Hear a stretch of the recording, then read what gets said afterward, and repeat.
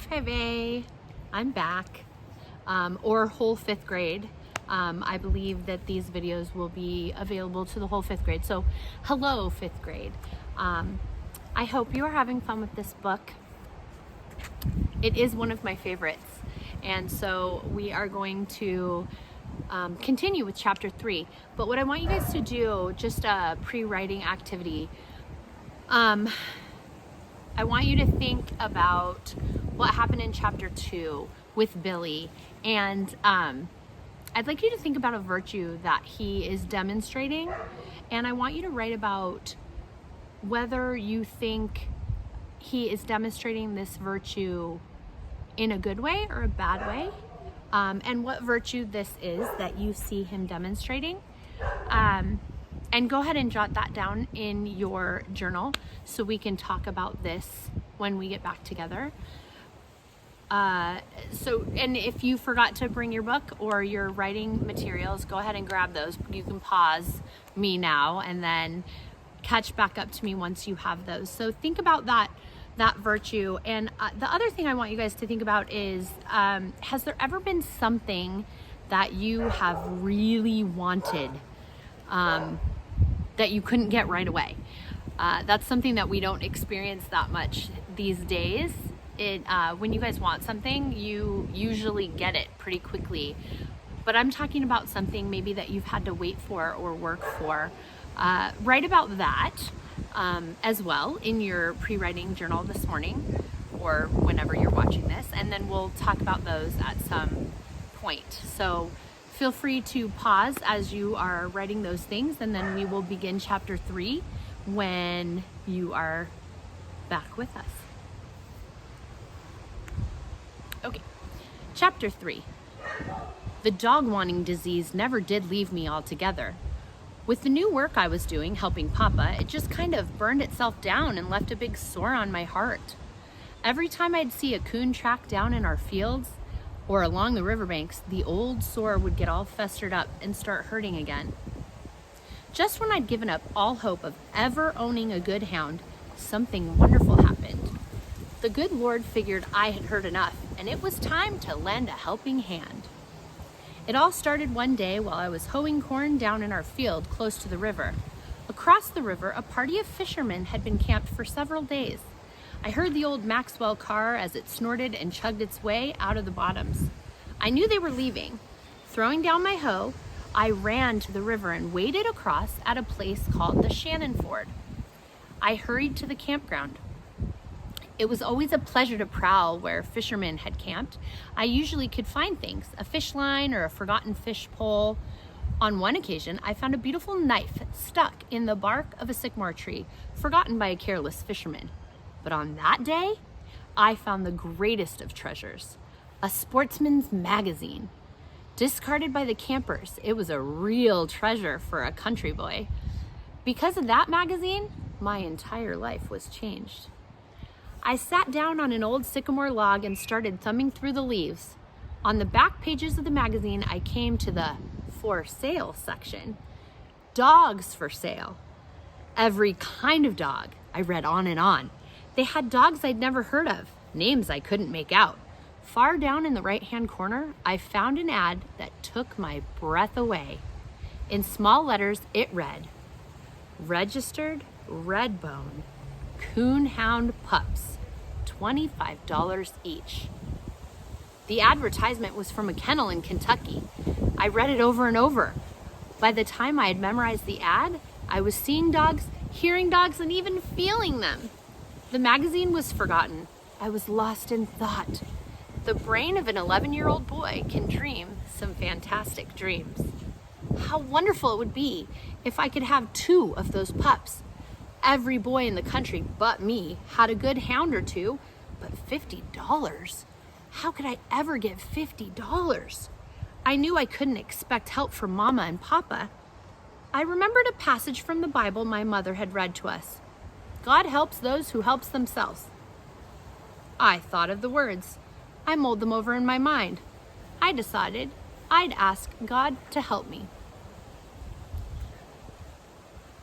Do you remember in our Homer, I think it might have been one of the first weeks when we read about Hercules and the Wagoner. That was the moral of the story that week. The gods help those who help themselves. If you remember that, we'll talk about that a little bit more. Okay, so meet me back up on the top of page 21.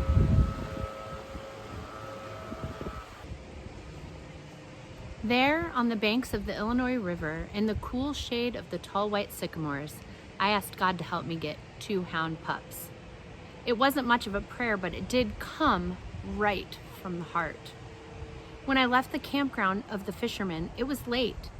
As I walked along, I could feel the hard bulge of the magazine jammed deep in the pocket of my overalls. The beautiful silence that follows the setting sun had settled over the river bottoms. The coolness of the rich, black soil felt good to my bare feet. It was the time of day when all furried things come to life. A big swamp rabbit hopped out on the trail, sat on his haunches, stared at me, and then scampered away. A mother gray squirrel ran out on the limb of a bur oak tree. She barked a warning to the 4 furry balls behind her. They melted from sight in the thick green. A silent gray shadow drifted down from the top of a tall sycamore. There was a squeal and a beating of wings. I heard the tinkle of a bell in the distance ahead. I knew it was Daisy, our milk cow. I'd have to start her on the way home. I took the magazine from my pocket and again I read the ad. Slowly, a plan began to form. I'd save the money. I could sell stuff to the fishermen, crawfish, minnows, and fresh vegetables. In berry season, I could sell all the berries I could pick at my grandfather's store. I could trap in the winter. The more I planned, the more real it became. There was the way to get those pups. Save the money. I could almost feel the pups in my hand. I planned the little dog house and where to put it. Collars I could make myself. Then the thought came, what could I name them? I tried name after name, voicing them out loud. None seemed to fit. Well, there'd be plenty of time for names. Right now, there was something more important. $50, a fabulous sum. A fortune. Far more money than I'd ever seen. Somehow, some way, I was determined to have it. I had 23 cents. A dime I'd earned running errands for my grandpa, and 13 cents a fisherman had given me for a can of worms. The next morning, I went to the trash pile behind the barn. I was looking for a can, my bank. I picked up several, but they didn't seem to be what I wanted. Then I saw it, an old KC baking powder can.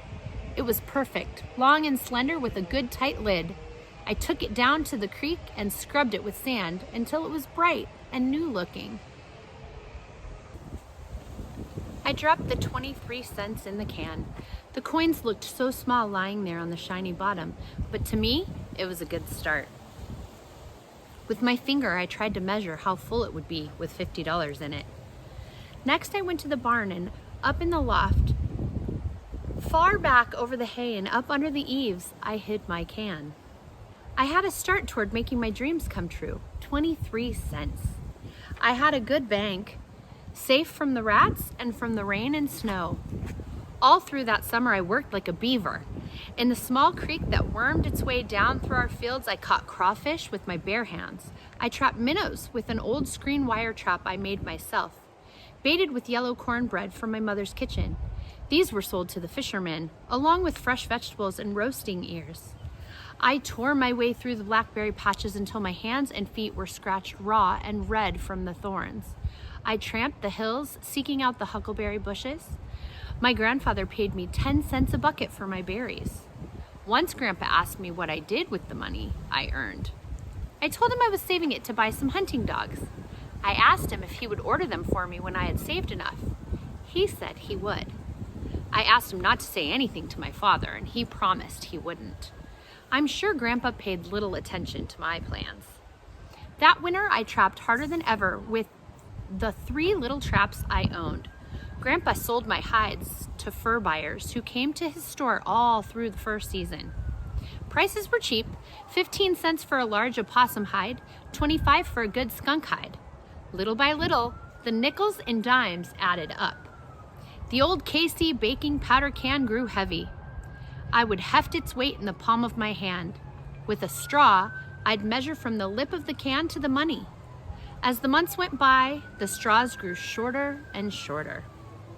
The next summer, I followed the same routine. Would you like to buy some crawfish or minnows? Maybe you'd like some fresh vegetables or roasting ears. The fishermen were wonderful, as true sportsmen are. They seemed to sense the urgency in my voice and always bought my wares. However, many was the time I'd find my vegetables left in the abandoned camp. There never was a set price. Anything they offered was good for me. A year passed. I was 12. I was over the halfway mark. I had $27.46. My spirits soared. I worked harder. Another year crawled by slowly, and then the great day came. The long, hard grind was over. I had it, my $50. I cried as I counted it over and over. As I set the can back in the shadowy eaves of the barn, it seemed to glow with a radiant whiteness I'd never seen before. Perhaps it was all imagination, I don't know. Lying back in the soft hay, I folded my hands behind my head, closed my eyes, and let my mind wander back over the 2 long years.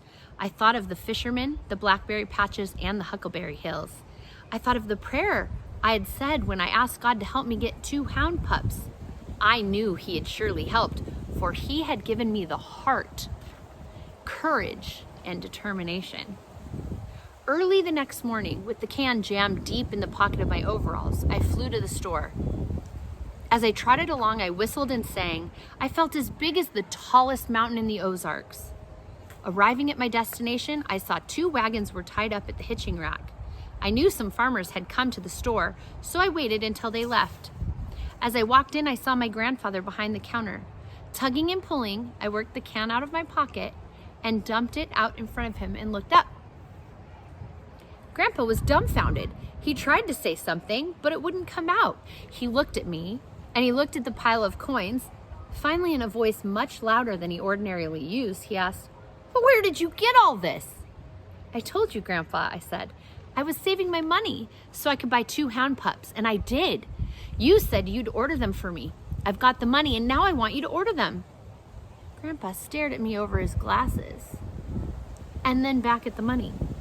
"How long have you been saving this?" he asked. "Long time, Grandpa," I said. "How long?" he asked. I told him 2 years. His mouth flew open, and in a loud voice he said, "2 years?" I nodded my head. The way my grandfather stared at me made me uneasy. I was on needles and pins. Taking his eyes from me, he glanced back at the money. He saw the faded yellow piece of paper sticking out from the coins. He worked it out, asking as he did, "What's this?" I told him it was the ad, telling where to order my dogs. He read it, turned it over, and glanced at the other side. I saw the astonishment leave his eyes, and the friendly old grandfather look came back. I felt much better. Dropping the paper back on the money, he turned, picked up an old turkey feather duster, and started dusting where there was no dust. He kept glancing at me out of the corner of his eye as he walked slowly down to the other end of the store, dusting here and there. He put the duster down, came from behind the counter, and walked up to me. Laying a friendly, old, work-calloused hand on my head, he changed the conversation altogether, saying, "Son, you need a haircut."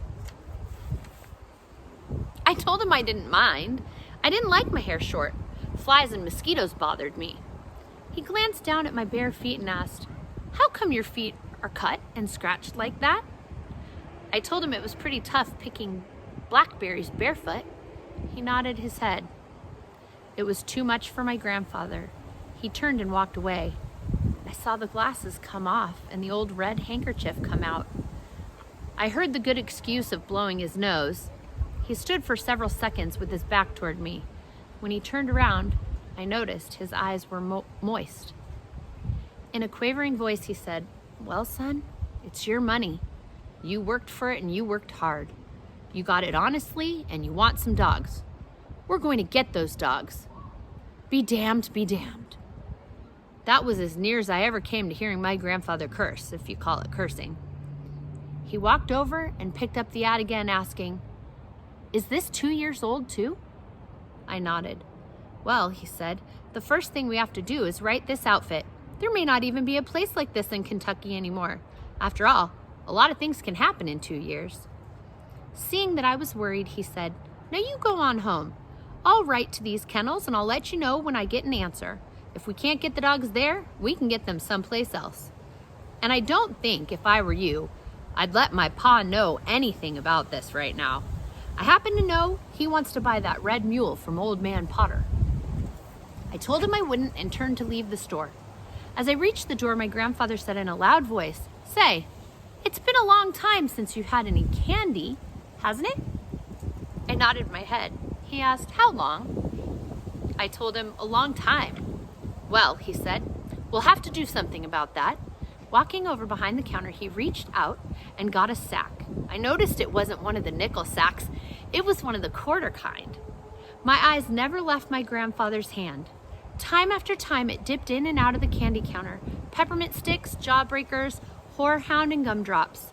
The sack bulged. So did my eyes. Handing the sack to me, he said, here, first big coon you catch with those dogs, you can pay me back. I told him I would. On my way home with the jawbreaker in one side of my mouth and a piece of horehound in the other, I skipped and hopped, making half an effort to try to whistle and sing, and couldn't for the candy. I had the finest grandpa in the world, and I was the happiest boy in the world. I wanted to share my happiness with my sisters, but decided not to say anything about ordering the pups. Arriving home, I dumped the sack of candy out on the bed. 6 little hands helped themselves. I was well repaid by the love and adoration I saw in the wide blue eyes of my 3 little sisters.